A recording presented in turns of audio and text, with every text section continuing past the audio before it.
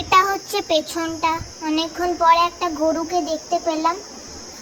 আর এখানে অনেকগুলো আম গাছ আছে। মাথার পেছনে আমার একটা বোলতা কামড়ে দিয়েছিল এখান থেকে, তাই জন্য আমি আর আসি না এখানে। ওই দিকে সুন্দরবনের জঙ্গল, ওখানে বাঘ ঘুরে বেড়ায়। আর এটা আমার সুন্দরবনের দেশের বাড়ি। ডান দিকে একটা মন্দির, আর ওই যে আমাদের বাড়ি। পাশে একটা রান্নাঘর আছে, আর তার সামনে একটা পুকুর আছে।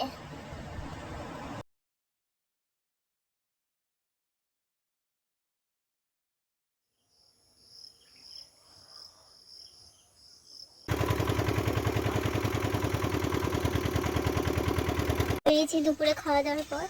তো ভালো জায়গাটা। একটু আগে বৃষ্টি হয়ে গেল, তার জন্য ঠান্ডা রয়েছে। ঠান্ডা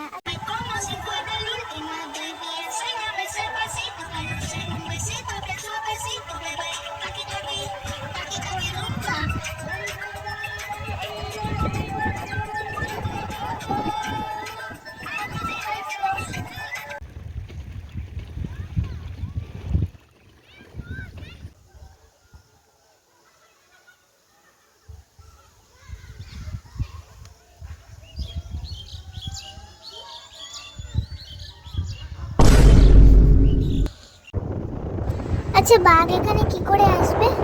বাঘ এখানে আসতে পারবে না, জঙ্গলে নেট দেওয়া আছে। যারা ওই জঙ্গল থেকে মধু ছাড়াতে যায় তারাই শুধু নেট কেটে ঢোকে, আবার ঠিক করে দিয়ে আবার চলে আসে।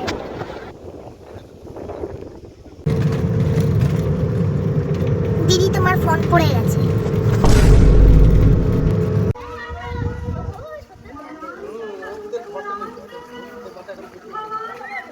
উল্টো হয়ে যাই। আমার ছোট ঠাকুরদা, আমার ছোট দিদি, ছোট দাদু, সরি।